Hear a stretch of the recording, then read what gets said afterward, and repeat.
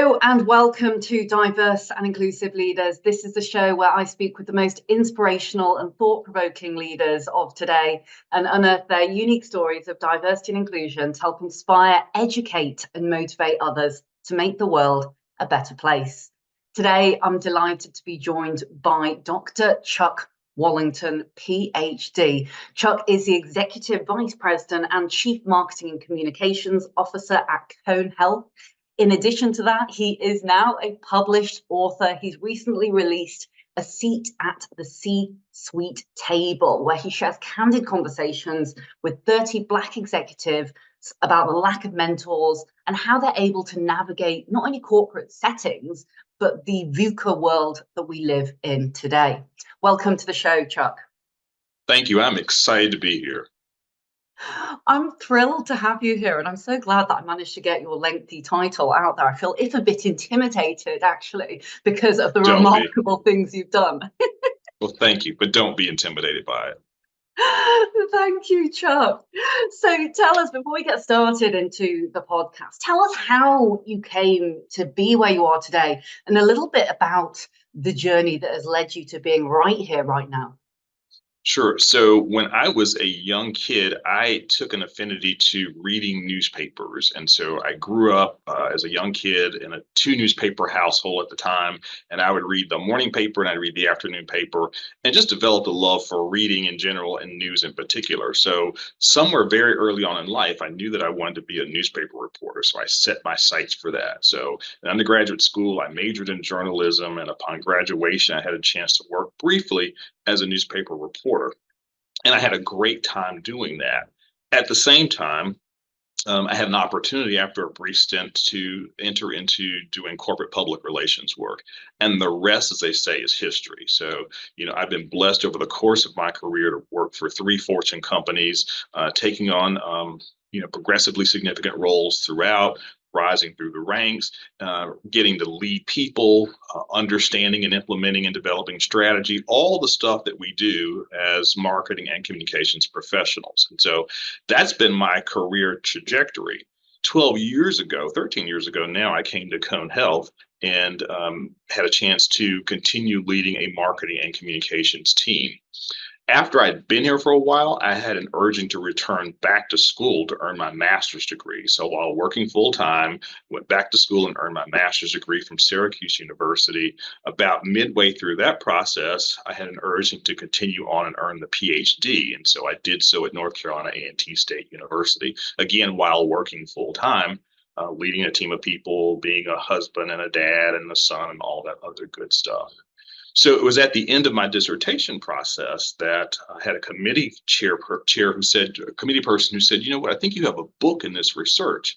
And I will tell you, when she said that, I thought, all I want to do is successfully defend this dissertation and graduate. A book is the last thing on my mind.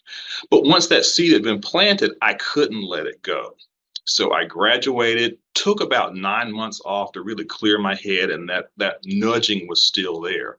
So I went back to this professor and said, okay, you've now planted a seed. I don't know what to do. Can you help me? She said, sure. So she connected me with an editor and a publisher.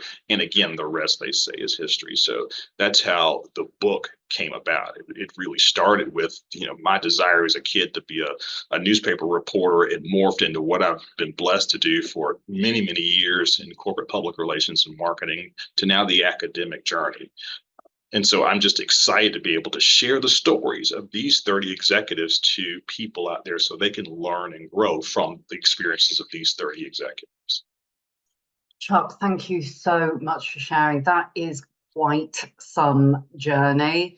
And I must take my virtual hat off to you, because what you've achieved is tremendous, but also the impact and the power of voices like yours, a proud Black man, yes, is so critical, because future generations of leaders, especially in this complex world that we're living in, when we're seeing, pretty treacherous headlines, frankly, that scare me a lot, because I think actually the powerful voice of the few must not allow us to get lackadaisical in any way, shape, or form for what is right and what is good, because this means such a lot to so many, many Yes. people. Yes, yes, indeed. I mean, you're right. If you allowed yourself to really focus on the headlines, you could become hamstrung, you'd shut down, you would believe that there is no hope for the future. But I choose to take the other point of view. While things can look bleak on any given day, there's always hope. And there's hope in the lives of the 30 men who were bold enough to share their stories. There's hope for folks whose stories may never be told, but they're living their lives now and doing their very, very best to be whatever it is that they were created to do. And so that's what I find inspiring in the midst of all that can seem bleak.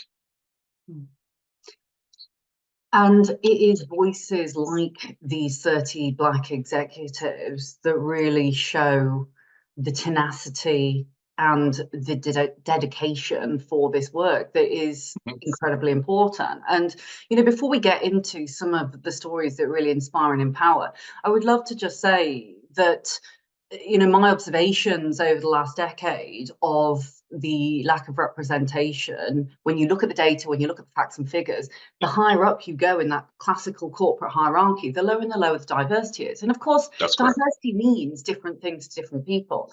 In my Hmm. case, it is being a Chinese female, a millennial, just being adopted by white British parents. Hmm. And every one of us is diverse and has a part to play within the narrative and within the storytelling. But equally, and this is something that I don't often share, but I was lucky enough to get a first class honours degree, yet that degree did not allow me to get a job within any of the corporate organisations, which coincidentally I now spend much of my time working with and advising. And so Interesting. hearing hearing Interesting. your story and what you have done to showcase the tenacity of those, when ultimately we see that talent is everywhere and opportunity is not, is absolutely key. Hmm. Absolutely key. Talk to us a little bit about some of your reflections from the corporate world and what led you to share some of these stories of people who bravely did talk to you about their experiences. Sure. So I always wondered from the very beginning, where are the folks who look like me? I just thought maybe they weren't at the companies that I was working with. I just didn't know. And so I went for years and years and years seeing only a handful of people of color in general, and then an even smaller handful of African American men. And I just thought they have to be somewhere. Where are they and what are their journeys? And I wondered, am I the only one who's experiencing what I'm experiencing? Or are there others who are experiencing the same things? So to be very honest with you, it was when I started to pursue my master's degree that I was again challenged by a professor because I looked around in my cohort. There were 9 of us pursuing the master's degree. I was the only male and the only African American out of a cohort of 9. And I thought, what is the deal? Why is that? And so I had a professor who challenged me, who said, Chuck, that's an interesting dynamic. You should do your master's research on that. And so I did. And so what ended up coming out of that research was an understanding there's a shortage of Black men in the field of public relations. And there are reasons why. And so that then was my springboard for my dissertation research, which is now a book. I decided to look more broadly at the experiences of Black men in corporate America. Because again, as I continued to ascend, as I looked around, there were fewer and fewer people who looked like me. And so there was always the question mark of why is that? And what are the stories of folks who've actually made it to the top? The themes are the same, as you might imagine. So, and this is relating to my own personal experiences. So let's start with the lack of mentors, coaches, sponsors, role models, and allies. So, I went through my entire career and I've had maybe 2 mentors if I'm lucky and if I'm rounding up. And I've been doing this work for years, but I've only had a couple of mentors. And as you know, mentors are the folks who say, I'm with you for the long haul. And, I'm going to give you advice. I'm going to give you a safe space to talk out loud. I'm going to talk to you about corporate culture and the nuances that aren't always written down, but you get to figure out on your own. I'm going to be that person to guide you along. I would love to have had that. Haven't really had that. But again, I've watched my white counterparts have that, right? And their mentoring starts really before they even get into the corporate culture because they come from a background where, parents are working in corporations. They have friends who are leaders and executives in corporations. So those dynamics and relationships get formed with others very early on, but that was not my story. The same thing with coaching. So again, my research for both of these pieces, as well as my own experiences, would share that in my case, I've had some coaching along the way, and I appreciate that. I would love to have had ongoing coaching throughout my entire career. I've obviously had allies and sponsors because the allies and sponsors are the ones who speak up when you're not in the room. They're the ones who say, Chuck's really good at what he does. He really can take on this assignment. He could take on an expanded role. He needs to be promoted into this role. He needs to be hired for this role. So I have fortunately been blessed with allies and sponsors. And again, the 30 men that I interviewed would say the same thing. It's next to impossible, to get to the next level if someone isn't an ally and a sponsor for you. But the journey is made a little bit more challenging if you don't have the mentors and the coaches. So again, that's kind of been my story, and that's also reflected in the narratives of the 30 men who I interviewed for the book.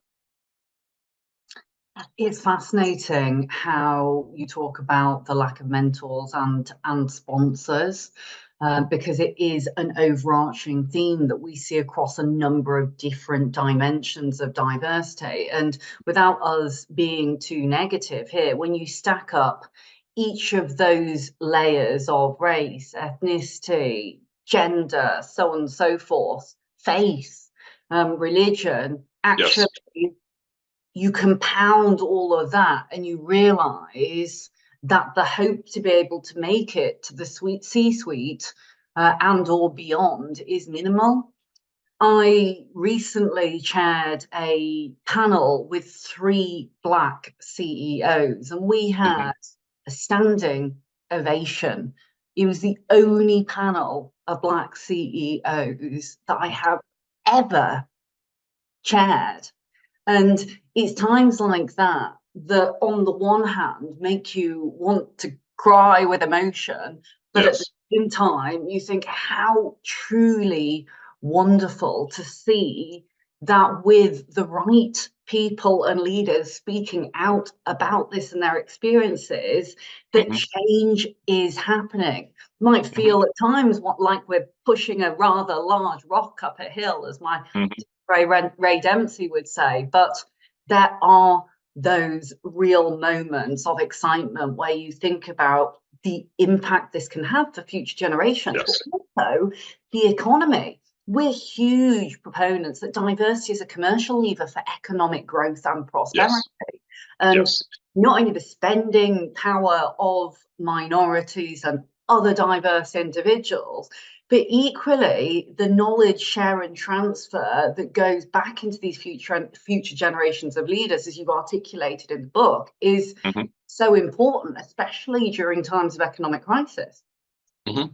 That's very true. And I know for myself, I have been in conversations and I've been in meetings where I will bring up a perspective or a point of view that my colleagues have not thought about because it's not a part of their lived experiences. It's not top of mind for them. It doesn't mean that they're not great people. It just means that the perspective I'm bringing is unique to me because I am an African American male.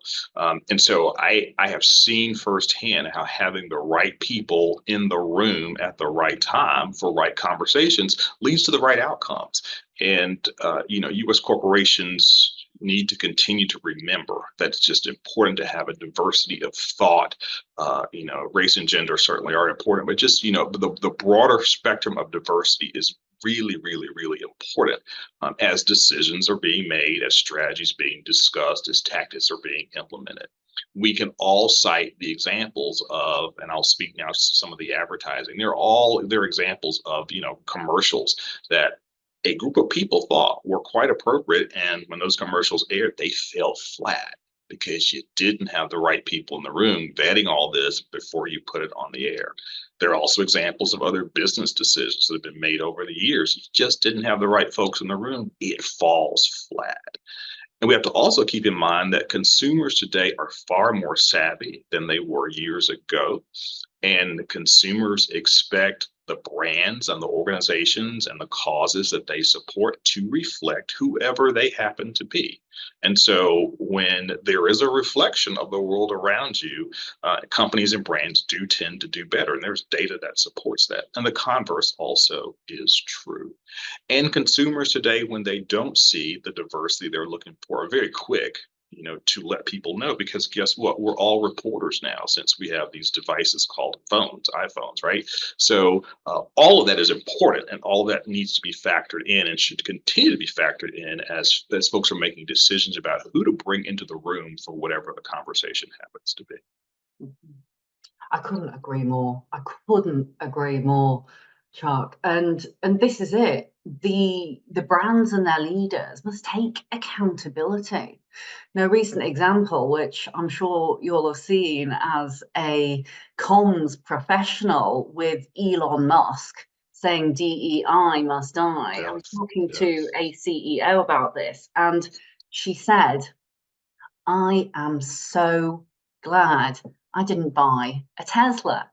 And it just makes you think that actually, and because I wouldn't buy a Tesla now. Again, I'm being quite controversial here, but the impact of the financials as well for these organizations and the impact on the bottom line. Coming back to something that you said before about diversity of mindset and innovation, which of course we know is super, super important to any business making decisions. We would never explain the importance of innovation or resilience. Why treat diversity any different? Absolutely. I agree. It's all a part of what it takes for organizations and companies to be successful. It's a critical component. When you factor it out, you're making a decision to be less competitive in the marketplace. And why would you do that? Crazy. So talk to me, Chuck, about some of the most enlightening experiences that you had with these wonderful cohort of individuals, because I know how much you value and cherish their voices. And I know the piece of dedication that you had put to these executives was just such a wonderful, beautiful piece to read. Thank you. So when I started this research, I knew 5 or 6 of these executives. So these were folks whom I'd met over the course of my life and my career. A couple were friends. And so I started with a base of 5 or 6. The methodology that I used to identify the balance it's called snowball sampling. It simply means that when you interview someone, at the end of the interview, you say, hey, can you please refer me to someone else who fits the criteria? And so it was through that particular methodology that I got to the 30 that I was striving for. Also, I shared within my network of friends, both men and women, this is my research focus. If you know someone, let me know. And so I have to give a shout out to my network of friends, particularly the women who really rallied and said, I will connect you with this person, or I will connect you with that person. And it's through that network that I was able to identify these 30 men. And, they represent 12 different industries. They live in 17 different states and the District of Columbia. So, they represent an interesting spread of folks across the United States, which was really what I was striving for. I will tell you, I interviewed each of them individually. And this is where my skills as a reporter kicked in, because part of what I had to do was to keep myself out of their stories. These were about their stories.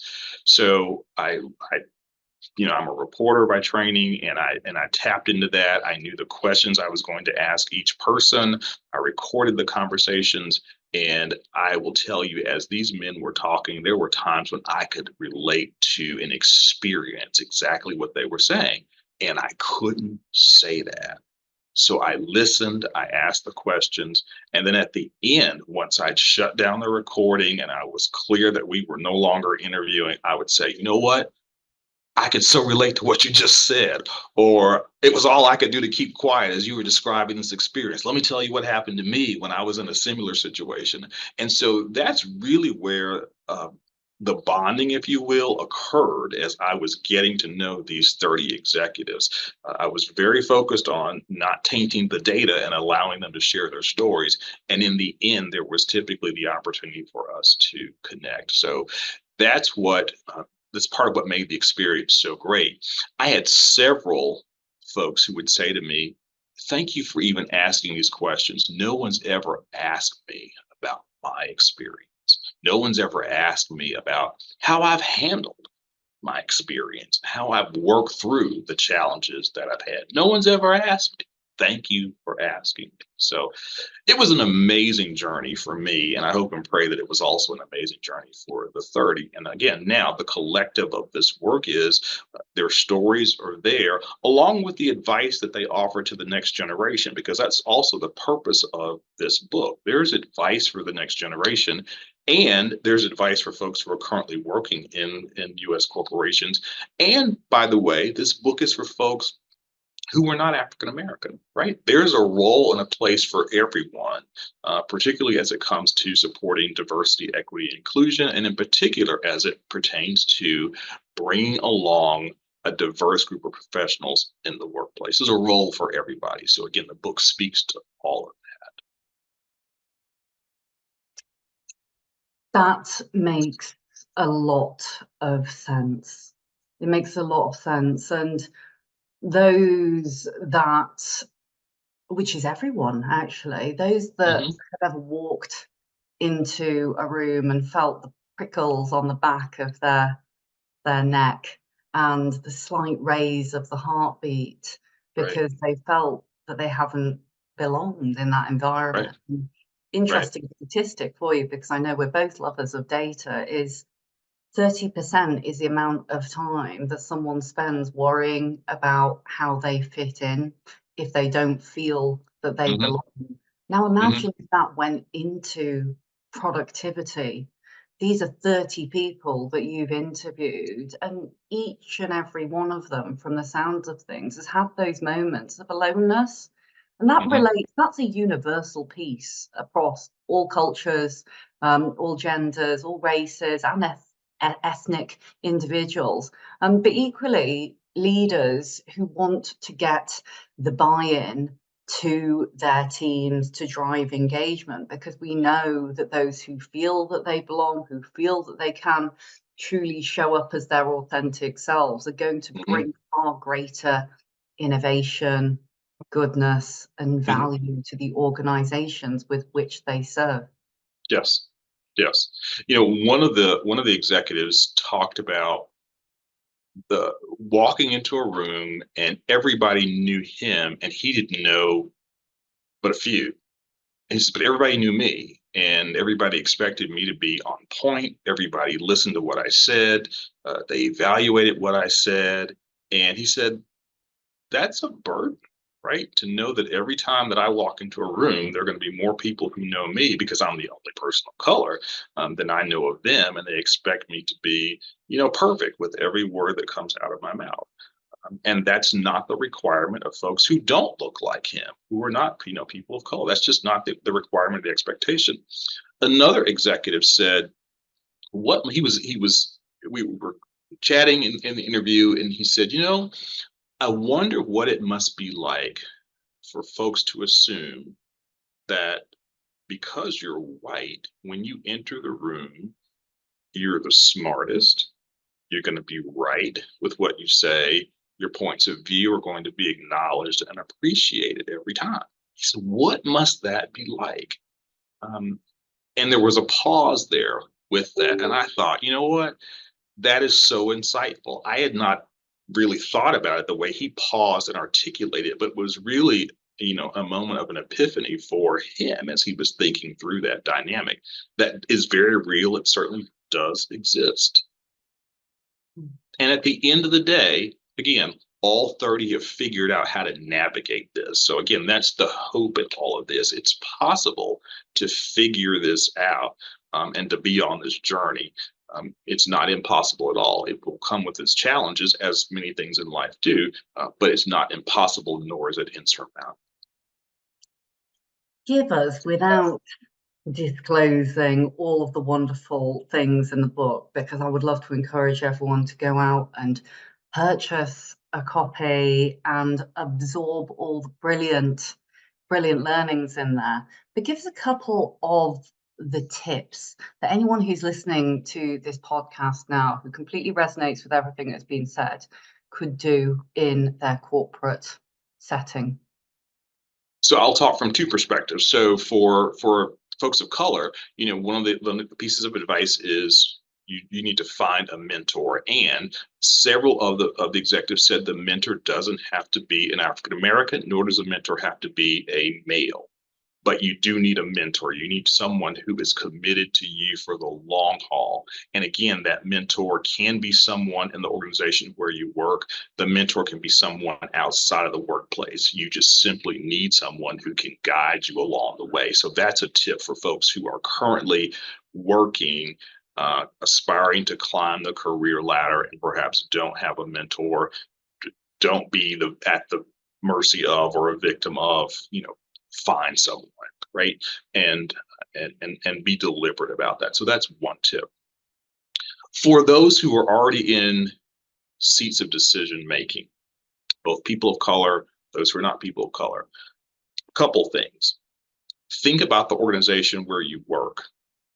Is there a commitment by your CEO and your board of trustees or your board of directors to diversity, equity, and inclusion? In particular, attracting and retaining the absolute best talent that you can in a diverse workforce. So you have to ask yourself if that's there. If it's not there, then you get to ask yourself all sorts of questions, not the least of which is this the organization for me in the long haul? And maybe it is, maybe it isn't, but those are personal decisions that have to be made. So that's another piece of that. Also, for those who are in decision-making roles, and again now, CEOs and other C-suite members, again, ask yourselves that question. And then if not, are you willing to go on the journey to create within your culture a pathway for folks of all races, colors, creeds, backgrounds to be successful?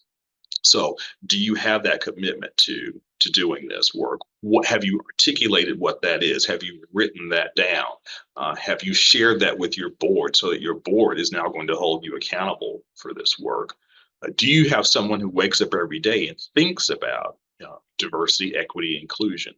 And do you have that person in the right role within your organization? Have you worked with that person to create a strategy that will ensure that the folks of color, those who are diverse, who are currently in your organization are going to continue to grow, to thrive, and develop? Do you have a strategy for attracting and retaining even more people, right? And then once you get them in the door, how do you ensure they're successful from the first day? It's never enough to simply hire someone. They absolutely have to be paired with people who are committed to their success, who will help them break down barriers, who will make the right introductions, who will talk about the corporate culture that's not written down, who are going to make sure they're successful when they get there. And what do you have in place to ensure that as folks show you what they're capable of doing, you're offering them opportunities to grow and to develop, because that's what keeps people in organizations. So those are some of the tips in the book. And again, it's not an exhaustive list, but those are things for people to think about and actually take action on, because it's not rocket science, but it is a commitment. It's a commitment to ensuring that your organization is as strong as it possibly can be.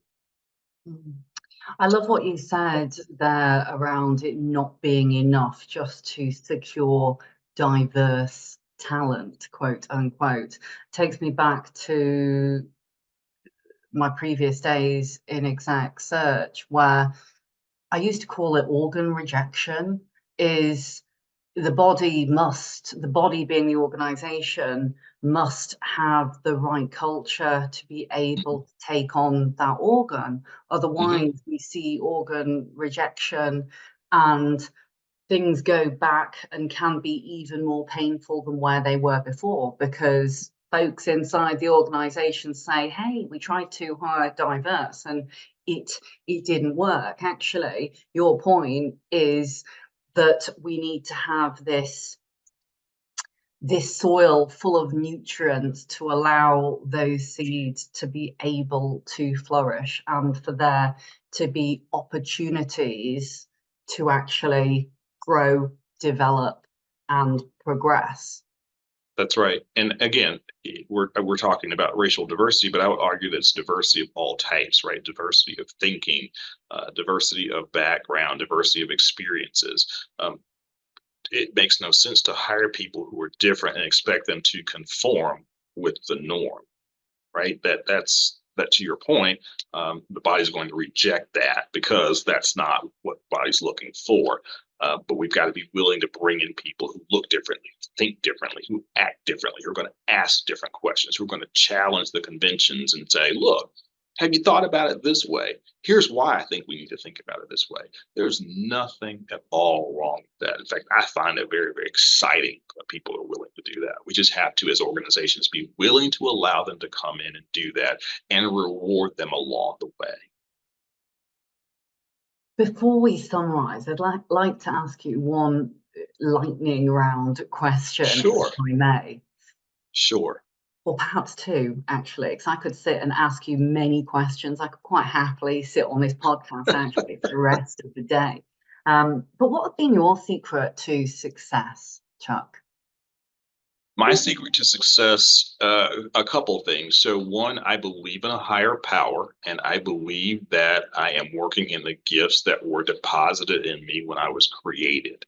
And I am fortunate enough to have been able to tap into that very early on, because I talked to you about my desire growing up to be a newspaper reporter. And while I was only briefly a reporter, it was those skills that set me up for the success that I've been blessed to experience today.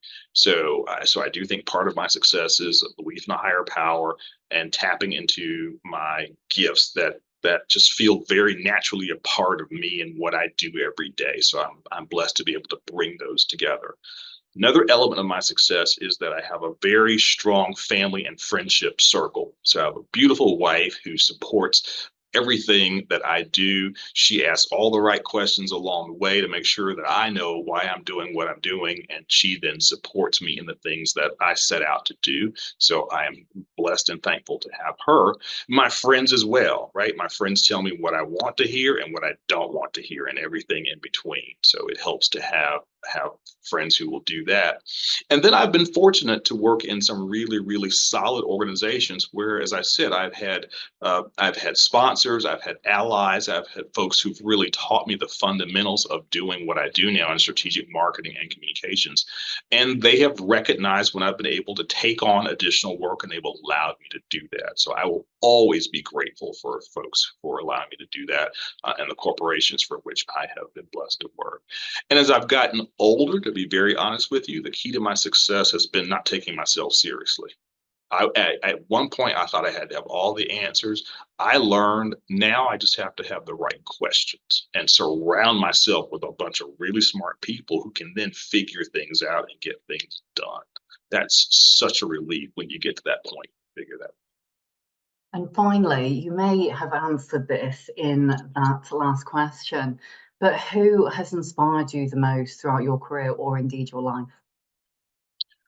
Ooh, a couple people. So professionally, I'm gonna talk about Ken Chenault. So Ken Chenault was one of the first African American CEOs and was CEO of American Express when I worked there. And I watched Ken, who's a brilliant man, uh, navigate American Express, make it even stronger than it was, and he did so never losing sight of who he was and who God created him to be. Just a really sharp man. So I've enjoyed watching him, and I appreciate what I was able to learn while there under his leadership. So he's one. I'm going to also cite my father. So our dad had an eighth grade education, and my mother had 2 years of college. Between the two of them, though, they understood and appreciated the value of an education, and they ensured that my sister and I had an education so that we would have a life that was better than what they had when they were growing up. And so what I learned from them was, the value and appreciation of an education, also the value of hard work, because my father and mother got up and went to work every day. They were hourly workers with what they did, but they were good at what they did. They didn't complain about what they did. They dealt with the world around them, and they provided a home and a life for my sister. So those would be my examples of folks whom I revere. So Ken on the corporate side, and certainly our parents on the home front side. Wonderful. Chuck, thank you so much. I'm thinking about how I summarize all of the rich insight that we've learned on this podcast. And so I'll pull just a couple of the pieces that really, really did resonate. But finding mentors, finding sponsors, absolutely critical to help you navigate that corporate world, or even in life in general. There's no shame in asking for help and support, but trying to do it alone is not always the right way. And so making sure you find those allies who believe in the talent that you have to grow, develop, and progress is absolutely critical. And then also data-backed decision making. That's something that really came out of everything that you were talking about. We look at diversity, inclusion, belonging, equity, culture. It is mile wide and it is mile deep. It's in the communications which we put out into the world, the accountability of the leaders, making sure that actually we're looking very carefully at the organizations with which we work for that allow our talent to be able to flourish and thrive.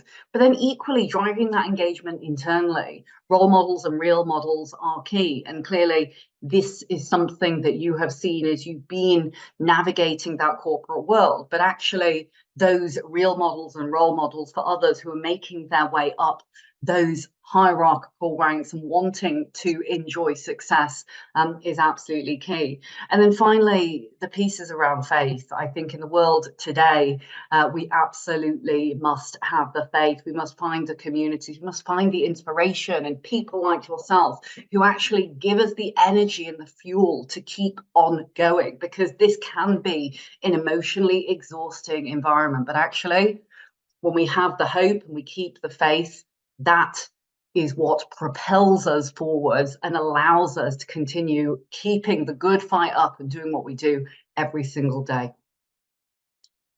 You nailed it. That's it. That's it. Perfectly said. Thank you very, very much.